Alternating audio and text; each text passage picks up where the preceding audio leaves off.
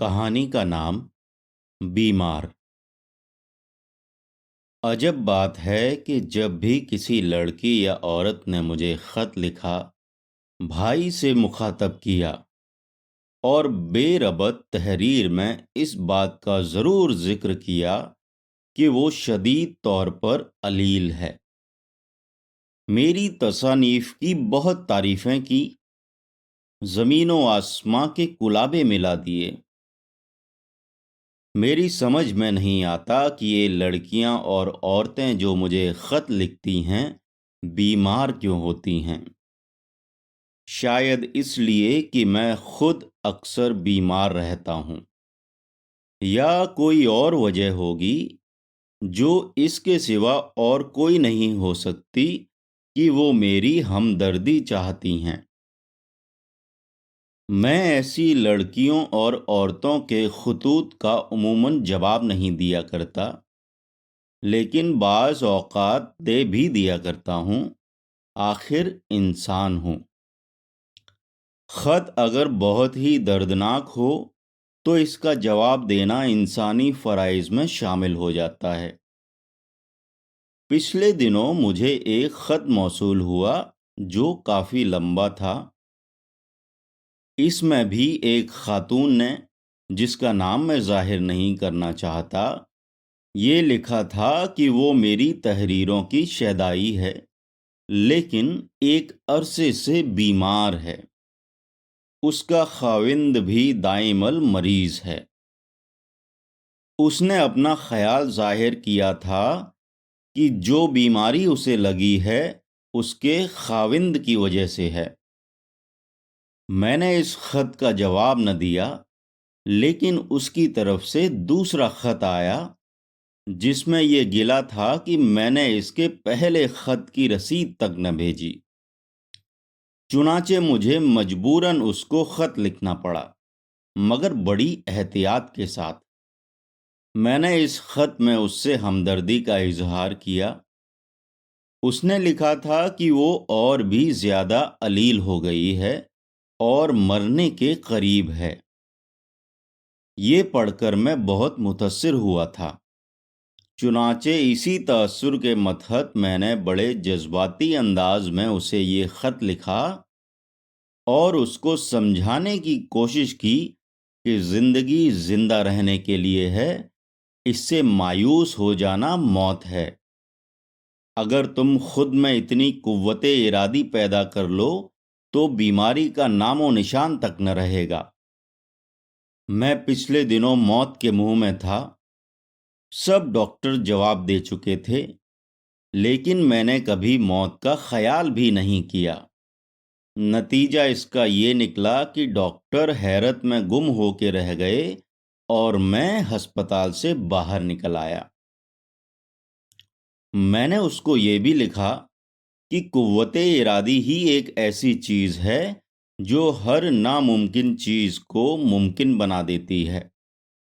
तुम अगर बीमार हो तो खुद को यकीन दिला दो कि नहीं, तुम बीमार नहीं, अच्छी भली तंदुरुस्त हो। मेरे इस खत के जवाब में उसने जो कुछ लिखा, इससे मैंने ये नतीजा अख्ज़ किया कि इस पर मेरे वाज का कोई असर नहीं हुआ। बड़ा तवील खत था। 5 सफ़हों पर मुश्तमिल उसकी मंतिक और उसका फ़लसफ़ा अजीब किस्म का था। वो इस बात पर मुसिर थी कि खुदा को ये मंजूर नहीं कि वो ज़्यादा देर तक इस दुनिया में ज़िंदा रहे। इसके अलावा उसने ये भी लिखा था कि मैं अपनी ताज़ा किताबें उसे भेजूं। मैंने 2 नई किताबें उसको भेज दीं। उनकी रसीद आ गई। बहुत बहुत शुक्रिया अदा किया गया था और मेरी तारीफ़ें ही तारीफ़ें थीं। मुझे बड़ी कोफ्त हुई। जो किताबें मैंने उसको भेजी थीं, मेरी नज़र में उनकी कोई वक़ात नहीं थी, इसलिए कि वो सिर्फ़ हर रोज़ कुछ कमाने के लिए लिखी गई थीं। चुनाचे मैंने उसे लिखा कि तुमने मेरी 2 किताबों की जो इतनी तारीफ़ की है, गलत है।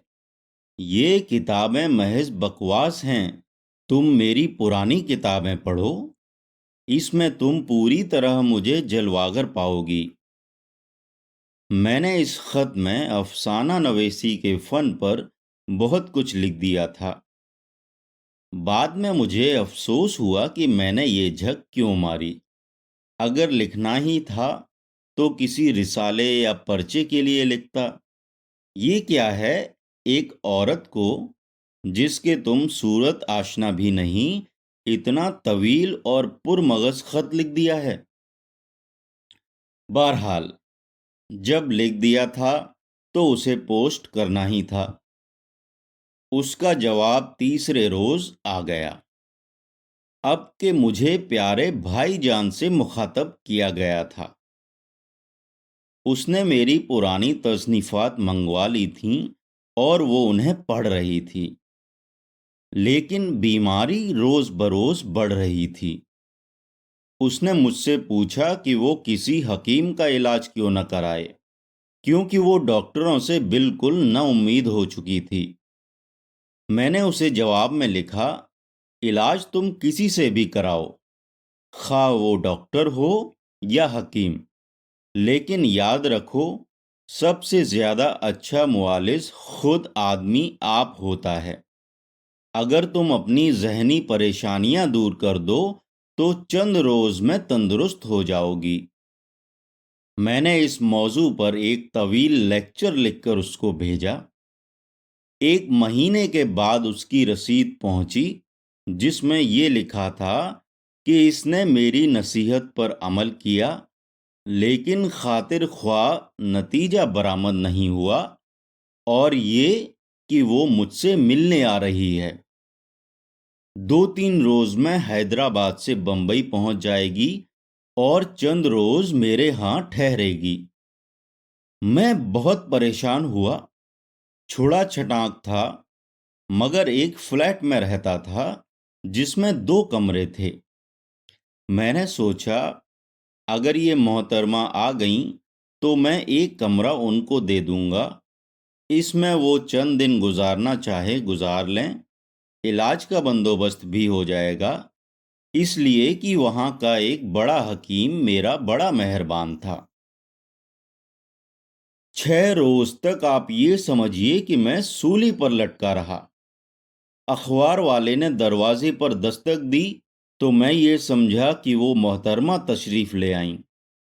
باورچی خانے میں نوکر نے اگر کسی برتن پر راکھ ملنا شروع کی تو میرا دل دھک دھک کرنے لگا کہ شاید یہ آواز اس عورت کے سینڈلوں کی ہے۔ میں ہندو مسلم فسادات کی خبریں پڑھ رہا تھا کہ دروازے پر دستک ہوئی۔ میں یہ سمجھا کہ دودھ والا ہے، چنانچہ میں نے نوکر کو آواز دی، دیکھو رحیم کون ہے؟ رحیم چائے بنا رہا تھا۔ وہ ابلتی ہوئی کیتلی کو وہیں چولہے پر چھوڑ کر باہر نکلا اور دروازہ کھولا۔ تھوڑی دیر کے بعد وہ میرے کمرے میں آیا اور مجھ سے مخاطب ہو کر کہا، ایک عورت آئی ہے۔ میں حیرت زدہ ہو گیا۔ عورت؟ جی ہاں، ایک عورت باہر کھڑی ہے، وہ آپ سے ملنا چاہتی ہے۔ میں سمجھ گیا کہ یہ عورت وہی ہوگی بیمار جو مجھے خط لکھتی رہی ہے۔ چنانچہ میں نے رحیم سے کہا، اس کو اندر لے آؤ اور بڑے کمرے میں بٹھا دو اور کہہ دو کہ صاحب ابھی آ جائیں گے۔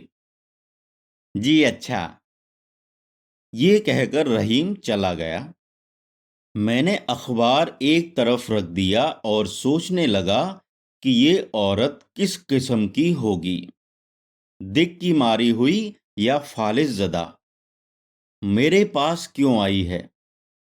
نہیں مجھ سے ملنے آئی ہے، غالباً یہاں کسی طبیب سے اپنا علاج کرانے آئی ہے۔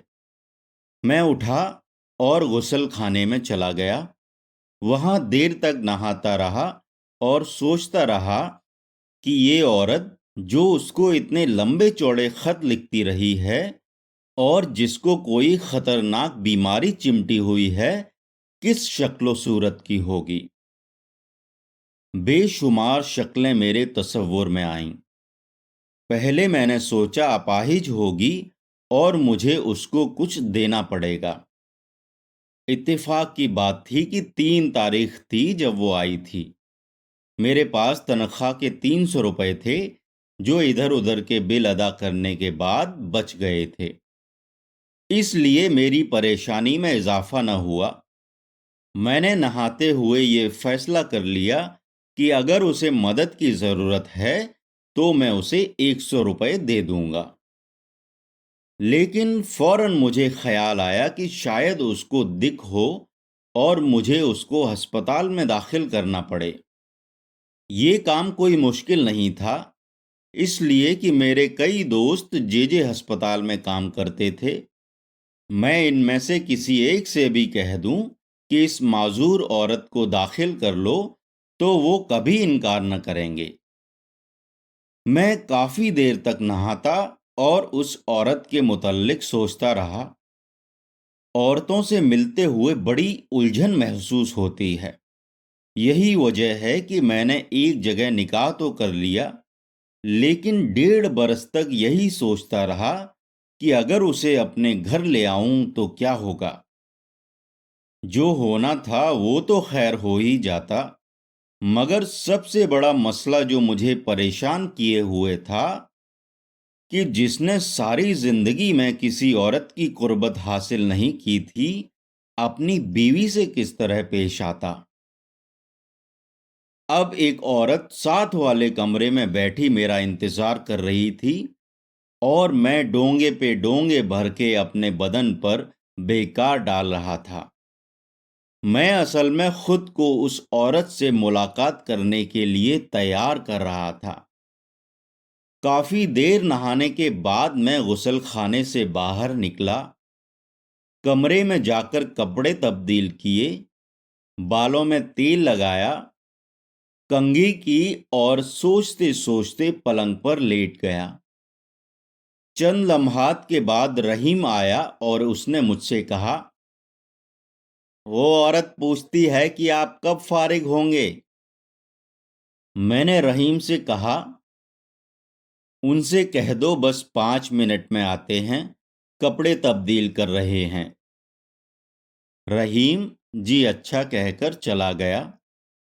मैंने सोचा कि अब और ज्यादा सोचना फजूल है, चलो उससे मिल ही लें। इतनी खतो किताबत होती रही है और फिर वो इतनी दूर से मिलने आई है, बीमार है। इंसानी शराफत का तकाजा है कि उसकी खातिरदारी और दिलजोई की जाए। मैंने पलंग पर से उठकर स्लीपर पहने और दूसरे कमरे में, जहां वो औरत थी, दाखिल हुआ। वो बुर्का पहने थी। मैं सलाम करके एक तरफ बैठ गया। मुझे इसके बुर्के के स्याह निकाब में सिर्फ उसकी नाक दिखाई दी, जो काफी तीखी थी। मैं बहुत उलझन महसूस कर रहा था कि उससे क्या कहूं। बहरहाल मैंने गुफ्तगू का आगाज किया। मुझे बहुत अफसोस है कि आपको इतनी देर इंतजार करना पड़ा। दरअसल मैं अपनी आदत की वजह से। उस औरत ने मेरी बात काट कर कहा, जी कोई बात नहीं, आप खामखा तकलीफ करते हैं। मैं तो इंतजार की आदी हो चुकी हूं। मेरी समझ में कुछ न आया मैं क्या कहूं।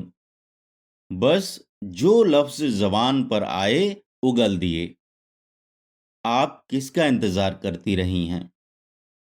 उसने अपने चेहरे पर से नकाब थोड़ी सी उठाई, इसलिए कि वो अपने नन्हे से रुमाल से अपने आंसू पोंछना चाहती थी। आंसू पोंछने के बाद उसने मुझसे पूछा, आपने क्या कहा था मुझसे। उसकी ठोड़ी बड़ी प्यारी थी, जैसे बनारसी आम की केसरी। जब उसकी नकाब उठी तो मैंने उसकी एक झलक देख ली थी। मैं तो इसके सवाल का जवाब न दे सका, इसलिए कि मैं उसकी ठोड़ी में गुम हो गया था। آخر اسے ہی بولنا پڑا۔ آپ نے پوچھا تھا کہ تم کس کا انتظار کرتی رہی ہو؟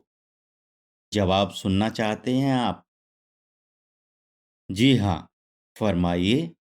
لیکن دیکھیے کوئی ایسی بات نہ ہو جس سے کنوتیت کا اظہار ہو۔ اس عورت نے اپنی نقاب الٹ دی۔ مجھے ایسا محسوس ہوا کہ کالی بدلیوں میں چاند نکل آیا ہے۔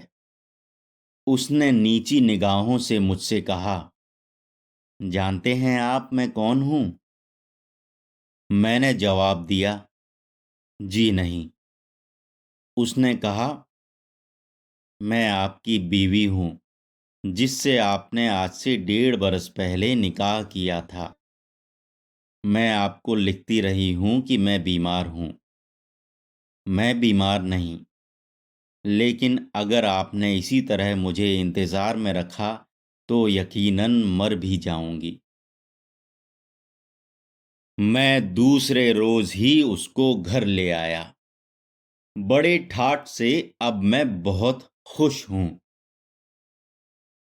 یہ واقعہ مجھے میرے ایک دوست نے، جو افسانہ نگار اور شاعر ہے، سنایا تھا، جسے میں نے اپنے انداز میں رقم کر دیا۔